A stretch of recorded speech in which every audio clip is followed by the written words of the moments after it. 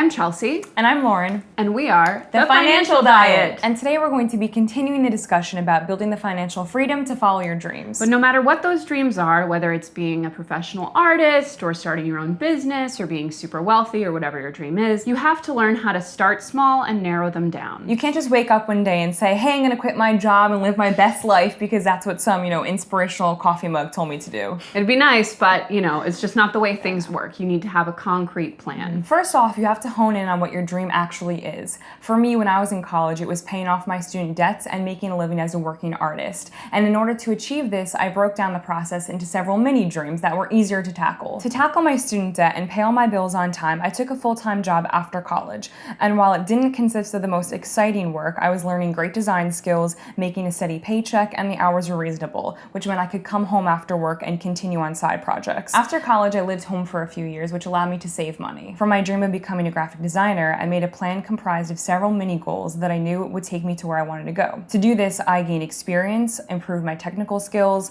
learned valuable long-term skills within the design world, and worked on side projects to diversify my portfolio. And with each of these little mini dreams, it's important to take the time to celebrate each little achievement along the way, even if it's just like, a glass of wine by yourself in your bathtub. It's important to recognize what you've done and how far you've come, even if it's just a little step. And like my mom always says, you gotta know when it's good. So once you have a more realistic idea of what you want to achieve and a timeline of how you think you're going to achieve it, the next step that's so important is putting in place your safety net.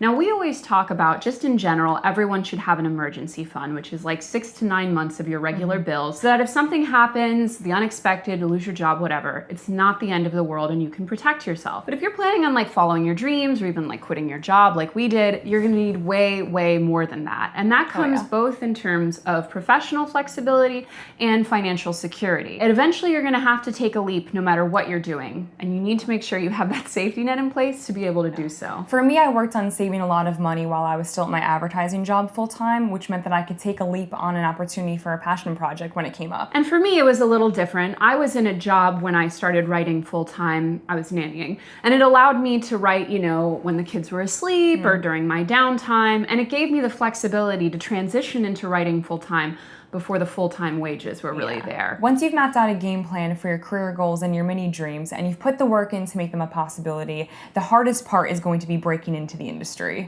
Once you know what you want to do and you've figured out how you're going to do it and everything, the next part is that you have to figure out how you're going to do it professionally, how you're going to make money off of it, and like she said, break into the industry. Now for me, when I started writing, I had no idea how professional writers made money. I had no idea how to even ask for money. So what I started doing was I became a really frequent commenter and unpaid contributor at some of my favorite websites. And once I got, kind of friendly enough with the staff to start asking them questions and talking to them, I asked a couple of my favorite ones if I could take them out to lunch and kind of pick their brain and figure out how they broke into the industry and, more importantly, how they started making their money. My first goal at the time was just to have one client that paid me, and it was through trading yummy food for people's interesting information that I was able to make it a reality. And when I wanted to find my dream design project, I started out by reaching out to creatives whose work I admired, and I went, like moi, and that I wanted to join in on. So in the case of TFD, I reached out to Chelsea and I asked her if she needed help branding her website, giving it a visual identity, and it ended up being a really fruitful partnership that benefited both of us. Yay. The point is that you have to start, no matter what you're doing, by offering something, whether that's an internship, an apprenticeship, a cup of coffee, or even some free work. You can't follow your dreams until you know what those dreams look like in practice when you're working them. And while giving away your work for free is not sustainable for the long term, I think it's beneficial to look at yourself at the start of any professional career as an apprentice. Nearly every dream is possible, both professionally and financially, but you cannot look at the world as if it owes you something. You have to start very small, plan ahead, and be prepared to face some level of rejection. See what you can offer the world, and don't get discouraged if it doesn't work out right away. We believe in you! We believe in you!